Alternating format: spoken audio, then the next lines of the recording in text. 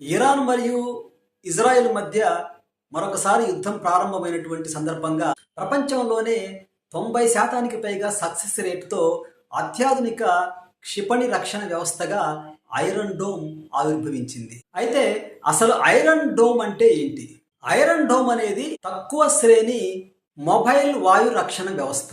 ఇది శత్రువులు ప్రయోగించిన రాకెట్లు, మోర్టార్లు మరియు ఆర్టిలరీ షెల్స్ ను గాలిలోనే గుర్తించి వాటిని అడ్డుకొని నాశనం చేస్తుంది.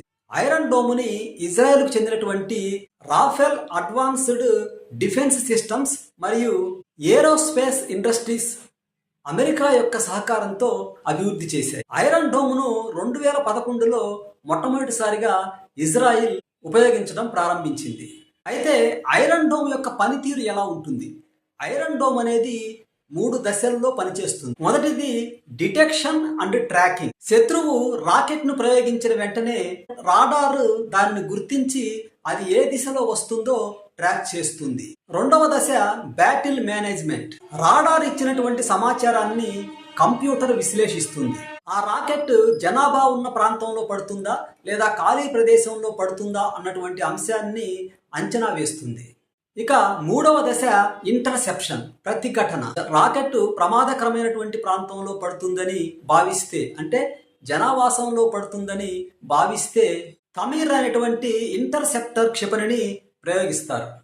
ఇది గాలిలోనే శత్రువు యొక్క రాకెట్ను ఢీకొట్టి పేల్చేస్తుంది. ఈ రకంగా 3 దశలలో ఐరన్ డోమ్ పనిచేస్తుంది. ప్రపంచంలోనే అత్యంత శక్తివంతమైనటువంటి క్షిపణి రక్షణ వ్యవస్థల్లో ఒకటిగా ఇజ్రాయెల్ యొక్క ఐరన్ డోమ్ పేరుగాంచింది. ఐరన్ డోమ్కు సంబంధించినటువంటి కొన్ని ప్రత్యేకతలు.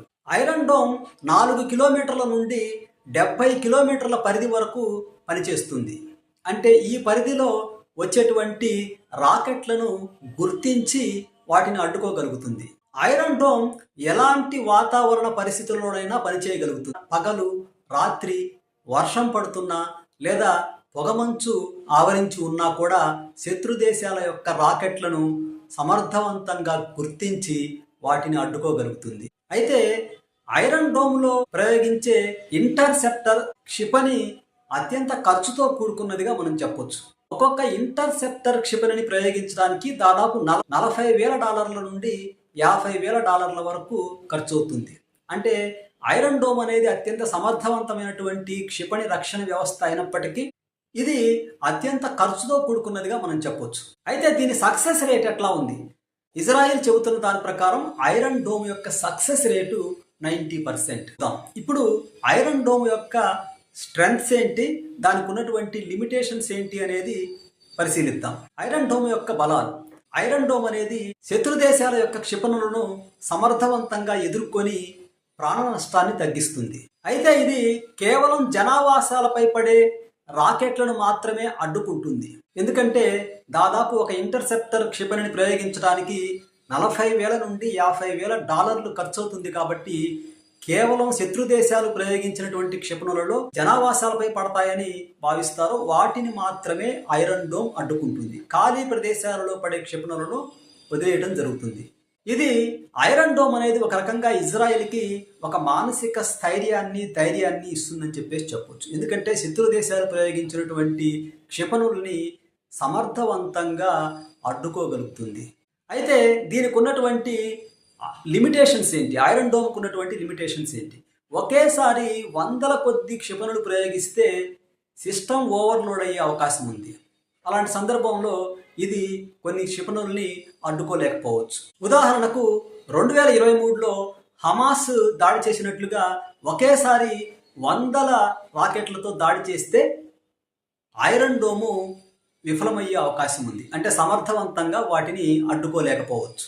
ఇక్కడ ఐరన్ డోము నిర్వహణ కూడా అత్యంత ఖర్చుతో కూడినటువంటిదిగా చెప్పొచ్చు. ఇంతకుముందే చెప్పినట్లుగా శత్రువు ప్రయోగించే ఒక రాకెట్ ఖర్చు దాదాపు $500 ఉంటే దానిని అడ్డుకోవడం కోసం ఇజ్రాయెల్ ప్రయోగించే ఇంటర్సెప్టర్ క్షిపణి ఖర్చు దాదాపు $40,000 నుండి $50,000.